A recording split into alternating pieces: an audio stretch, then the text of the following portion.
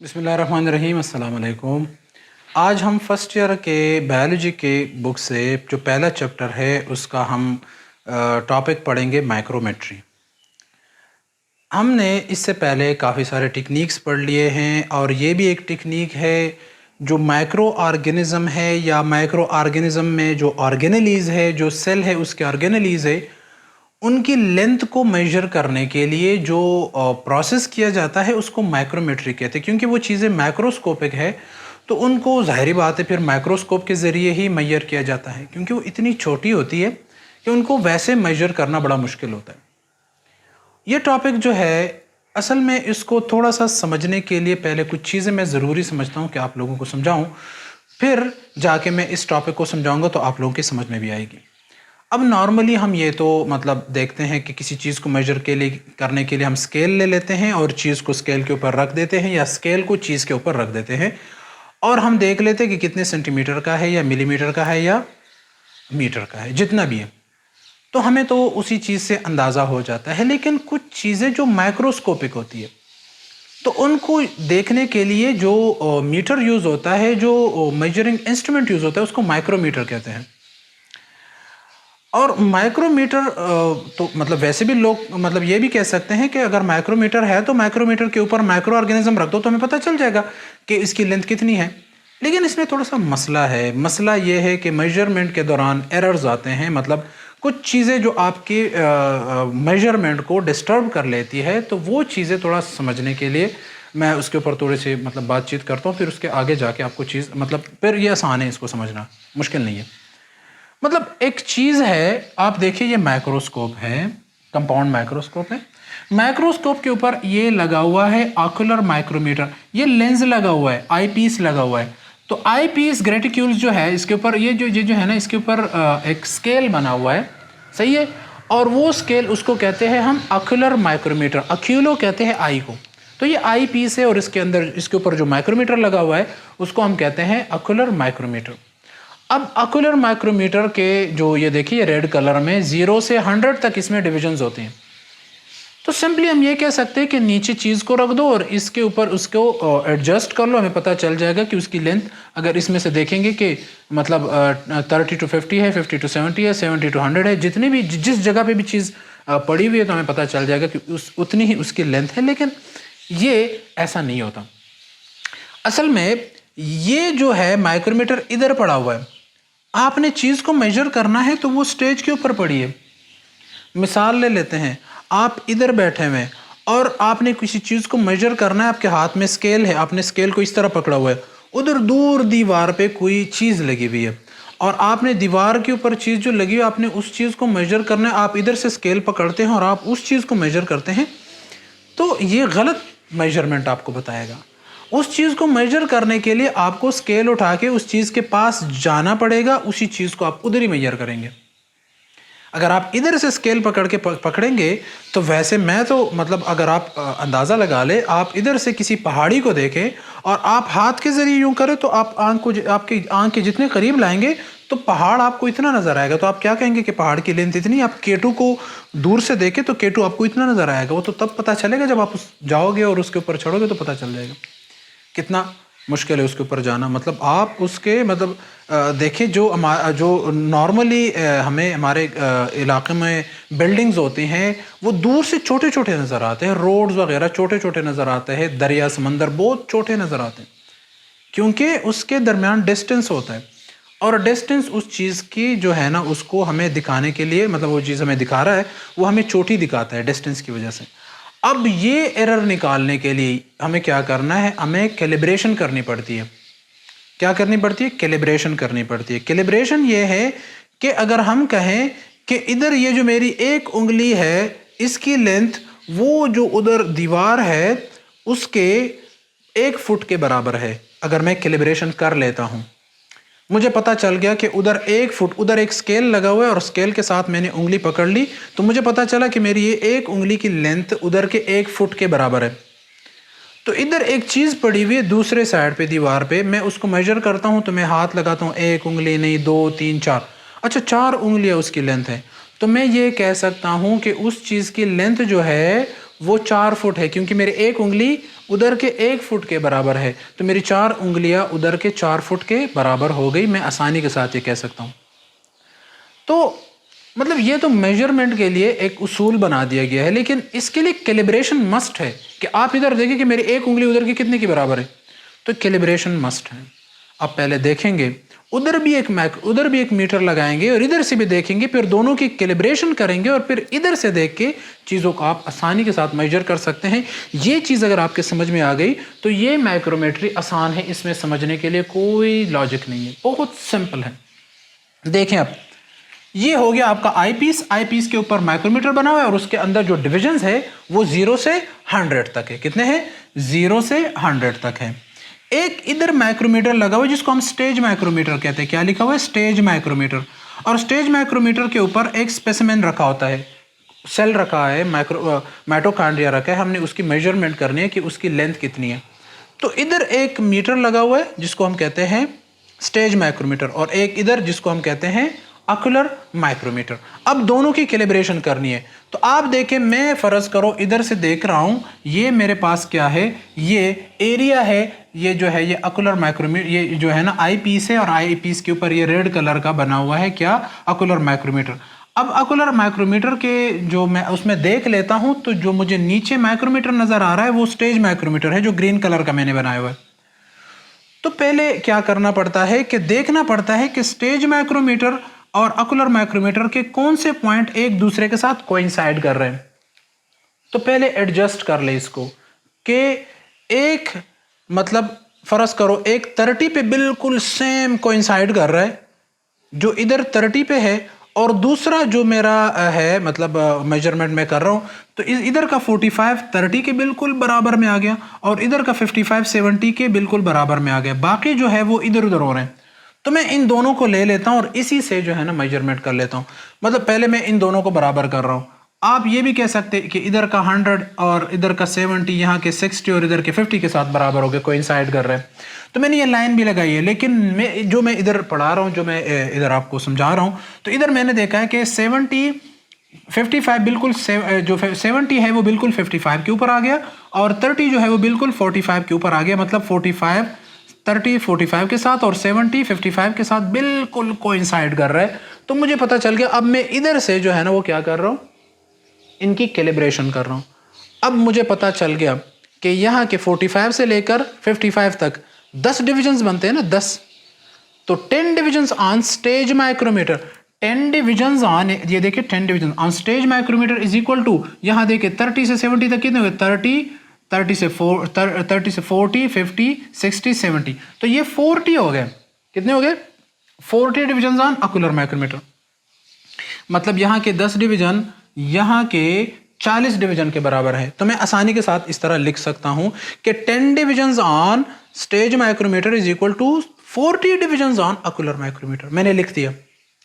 अब मुझे यह भी पता है कि यहाँ के 10 जो डिविजन्स होते हैं वो 1 मिलीमीटर के बराबर होते हैं। यहाँ के 10 डिवीजन 1 मिलीमीटर के बराबर है। मुझे एक्चुअल लेंथ का भी पता है कि इधर के 10 डिवीजन कितने के बराबर होते हैं? 1 मिलीमीटर के बराबर होते हैं। तो मैं ये भी कह सकता हूं कि 10 divisions on stage micrometer is equal to 1 millimetre. मुझे पता है, ये मैंने लिख दिया साथ में कि यहाँ के 10 डिवीजन 1 मिलीमीटर के बराबर है। अब मैं ये भी कह सकता हूं कि यहाँ के 10 वहाँ के 40 के बराबर है। तो मैं ये कह सकता हूं कि 40 डिवीजन 1 मिलीमीटर के बराबर है।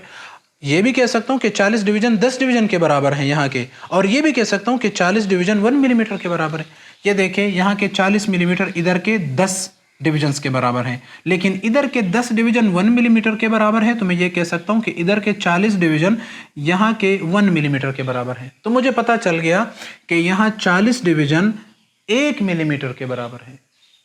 सही है, लेकिन मैंने 40 को तो नहीं लेना, मैंने इसको थोड़ा सा सिंप्लीफाई करना है। देखिए 40 division on ocular micrometer is equal to 1 millimetre, मुझे पता चल गया। अब मैं क्या कर रहा हूं, तो इस 40 में से एक को उठा लेता हूं। अगर 40 1 मिलीमीटर के बराबर है तो 1 कितने के बराबर होगा? 1 डिवीजन। اب ادھر کے 40 جو ہے وہ ادھر کے 1 ملی میٹر کے برابر ہے، لیکن یہاں 40 ڈویژن ہے، ان میں سے ایک ڈویژن کتنی لینتھ ہے، تو میں اس کو کر لیتا ہوں۔ یہ وہ سمپلی ہم تھوڑا جب چھوٹے تھے ہم کچھ کویسچن کرتے تھے جس طرح وہ product of main, product of extreme, اس طرح کرتے تھے کہ اگر یہاں اگر ہم دیکھیں کہ کیا کہتے ہیں کہ 40 ڈویژن جو ہے وہ 1 ملی میٹر کے برابر ہے، تو 1 ڈویژن کتنے کے برابر ہوگا؟ اب یہ product of extreme, product of main, 40 multiply by Y divide by 40 is equal to 1 multiply by 1 divide by 40 اور وائی از اکول ٹو 1/40۔ مطلب آپ دیکھیں بڑا سمپل سا ہے، تو اس کو ڈیوائڈ کرنے کے بعد 1 کو 40 کے اوپر ڈیوائڈ کر دیا تو 0.025 ملی میٹر آ گیا، کیونکہ یہ آگے ملی میٹر میں ہے تو یہ بھی ملی میٹر میں آ گیا۔ اب ملی میٹر کو میں کیونکہ یہ 0.025 مطلب فریکشن میں آ گیا، تو میں اس کو تھوڑا سا سمپل کر لیتا ہوں، تو میں یہ کہہ سکتا ہوں کہ ملی میٹر کو اگر میں ملی میٹر کو کنورٹ کرنا چاہتا ہوں مائکرو میٹر میں، تو میں یہ کروں گا کہ ملی میٹر کو 1000 سے ملٹیپلائی کروں گا تو میرے پاس آئیں گے جو وہ ہوگا مائکرو میٹر۔ تو 0.025 کو ملٹیپلائی کر دیا 1000 سے تو ہمارے پاس آ گیا 25 مائکرو میٹر۔ یہ میں نے کچھ سمپل لکھا ہوا ہے کہ سینٹی میٹر جو ہے وہ تھوڑا سا بڑا ہے، پھر ملی میٹر چھوٹا ہے، پھر مائکرو میٹر اس سے چھوٹا ہے، پھر نینو میٹر اس سے چھوٹا ہے۔ اب اگر سینٹی میٹر کو کنورٹ کرنا ہے ملی میٹر میں تو ہم 10 سے ملٹیپلائی کریں گے، سینٹی میٹر کو جو ویلیو ہوگی اس کو 10 سے ملٹیپلائی کریں گے تو ملی میٹر میں آ جائے گا۔ اب ملی میٹر کو کنورٹ کرنا ہے مائکرو میٹر میں تو 1000 سے ملٹیپلائی کریں گے، جس طرح میں نے ادھر بتا دیا۔ اب مائکرو میٹر کو نینو میٹر میں کنورٹ کرنا ہے تو پھر بھی ہم 1000 سے ملٹیپلائی کریں گے، لیکن اگر اس کو ہم نے نکالنا ہے بڑی ویلیو میں لے کے جانا ہے، مطلب اگر ہم نینو میٹر کو کنورٹ کرتے ہیں مائکرو میٹر میں تو پھر 1000 سے ڈیوائڈ کریں گے، اس ویلیو کو جو آئے گی ہمارے پاس اس کو 1000 سے ڈیوائڈ کریں گے تو ہمارے پاس نینو میٹر کنورٹ ہو جائے گا مائکرو میٹر میں۔ اب مائکرو میٹر جو ہے اس کو کنورٹ کرنا ہے ملی میٹر میں تو مائکرو میٹر کو ڈیوائڈ کریں گے 1000 کے اوپر۔ اب اگر ملی میٹر کو سینٹی میٹر میں کنورٹ کرنا ہے تو ملی میٹر کو 10 کے اوپر ڈیوائڈ کریں گے تو ہمارے پاس سینٹی میٹر آ جائے گا۔ تو یہ تھوڑا سا ویسے جنرل نالج کے لیے میں نے بتا دیا۔ تو یہ ادھر لکھا ہوا ہے کہ 0.025 ملی میٹر آ گیا تو ملی میٹر کو میں نے کنورٹ کرنا ہے 25 مائکرو میٹر میں، تو ظاہری بات ہے میں کیا کروں گا، ملٹیپلائی کروں گا۔ ملی میٹر کو مائکرو میٹر میں کنورٹ کر رہا ہوں تو 1000 سے ملٹیپلائی کر رہا ہوں، یہ دیکھیں 25 مائکرو میٹر آ گیا، سمپل۔ اب مجھے یہ تو پتا چل گیا کہ یہاں کا ایک ڈویژن جو ہے وہ 25 مائکرو میٹر کے برابر ہے، تو یہ تو بڑا سمپل ہو گیا، بہت ہی سمپل ہو گیا۔ اب میں کسی چیز کو اس کے اوپر رکھوں گا، اس کے جتنے ڈویژنز ہو گئے، جتنے ڈویژنز کے اوپر وہ چیز آ گئی تو میں اتنے ڈویژن کو میجر کروں گا کہ کتنے ڈویژن ہے۔ فرض کرو 10 ہے تو 10 کو 25 سے ملٹیپلائی کروں گا، اگر 40 ہے تو 40 سے ملٹیپلائی کروں گا، 30 ہے تو 30 سے ملٹیپلائی کروں گا۔ بڑا سمپل ہو گیا۔ میں اگزامپل لے لیتا ہوں، فرض کرو میں نے مائٹوکانڈریا لیا، میں مطلب اگزامپل لے رہا ہوں، صحیح ہے کیا؟ یہ اصل میں ایکچوئل لینتھ میں نہیں بتا رہا، میں صرف اگزامپل لے رہا ہوں، اور اگزامپل میں نے یہ لیا ہوا ہے کہ یہ میرے پاس جو ہے وہ اکولر مائکرومیٹر ہے، اور اس کے اوپر میں نے کیا رکھ دیا، اس کے اوپر میں نے رکھ دیا مائٹوکانڈریا رکھا ہوا ہے، اور مائٹوکانڈریا جو ہے وہ 40 ڈویژنز کے ایکول آ گیا۔ کتنے؟ یہاں مجھے بتا رہا ہے کہ اکولر مائکرومیٹر کے 40 ڈویژن جو ہے وہ بالکل کوئنسائڈ کر رہے ہیں کس کے ساتھ؟ مائٹوکانڈریا کے ساتھ۔ تو لیٹ سپوز تو دا لینتھ از 40 ڈویژن، میں نے سپوز کر لیا کہ اس کی لینتھ آ گئی 40 ڈویژنز۔ اب مجھے پتا ہے، یہ سلوشن کر رہا ہوں، length of the specimen is equal to 40 divisions on ocular micrometer۔ یہ ocular micrometer کے اوپر میں نے دیکھ لیا، یہاں چیز پڑی ہوئی، لیکن ادھر مجھے بتا رہا ہے کہ وہ 40 ڈویژنز کے برابر ہے، تو سمپلی میں یہ کہہ سکتا ہوں so we know that 1 division is equal to 25 micrometer۔ مجھے یہ پتا ہے کہ جو ocular micrometer ہے اس کا ایک ڈویژن جو ہے وہ کتنے کے برابر ہے؟ 25 مائکرومیٹر کے برابر ہے۔ تو 40 کتنے کے برابر ہوگی؟ ظاہری بات ہے 40 کو ملٹیپلائی کریں گے 25 سے تو آئے گا ہمارے پاس 1000 مائکرومیٹر۔ کتنے؟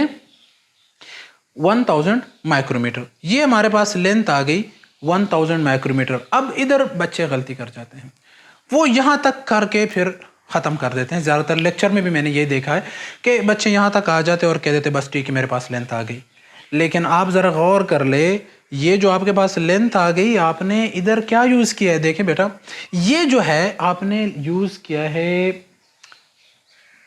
مائکروسکوپ، اور مائکروسکوپ کی ایک پاور ہوتی ہے میگنیفیکیشن پاور۔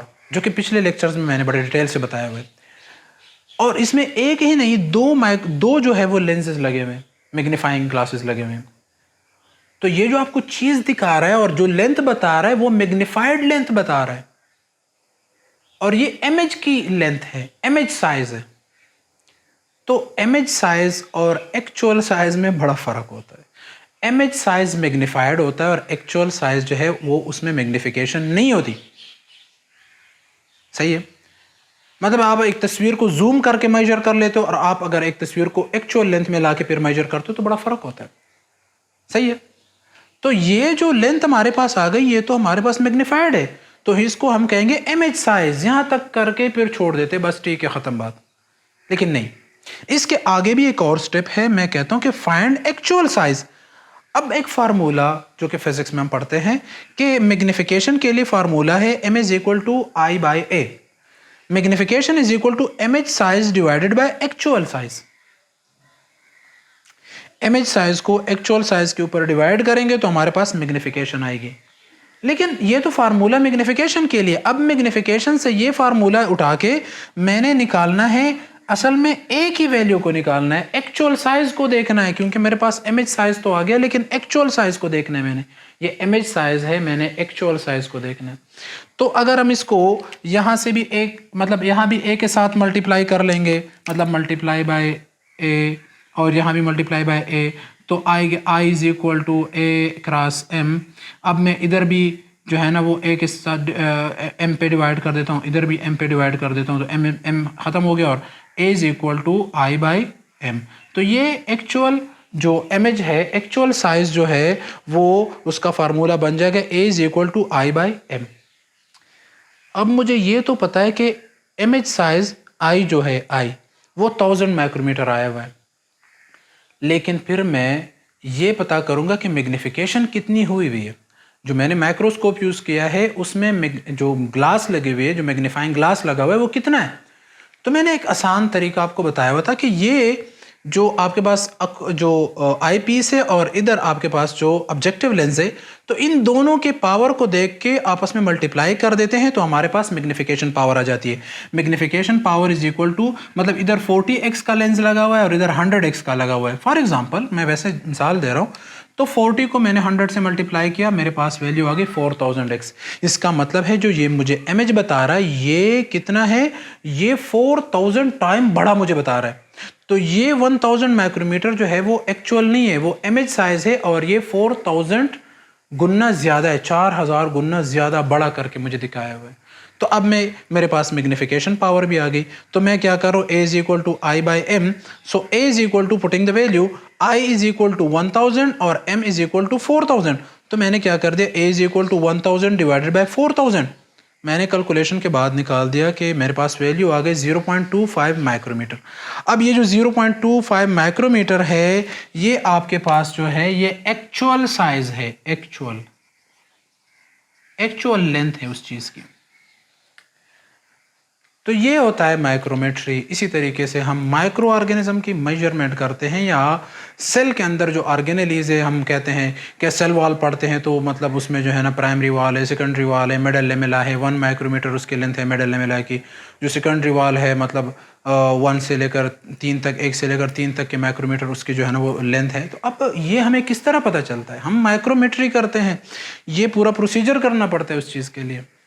तो ये आपको आगे जाके यूनिवर्सिटीज़ में और जो आप आगे पढ़ेंगे इंशाल्लाह आपके बड़े काम आएगा, और ये बड़ा इंटरेस्टिंग टॉपिक है। थोड़ा सा मैथमेटिक इसमें है, लेकिन मैथमेटिक जहाँ होता है वहाँ इंटरेस्ट ज़्यादा पैदा होता है। तो ये था हमारा आज का टॉपिक जिसको हम कहते हैं माइक्रोमेट्री। इंशाल्लाह आगे जाके हमारे पास जो जितने भी हमने जो कोर्स के रिलेटेड जितने टेक्निक्स थे वो हमने सारे पढ़ लिए। आगे जाके हम इंशाल्लाह पढ़ेंगे सेल वॉल, सेल मेम्ब्रेन, और फिर इस तरह ऑर्गेनेलीज शुरू हो जाएंगे। तो वो हम इंशाल्लाह एक एक करके उसको पढ़ेंगे। आज का टॉपिक यही ख़त्म होता है। थैंक यू, अल्लाह हाफिज़।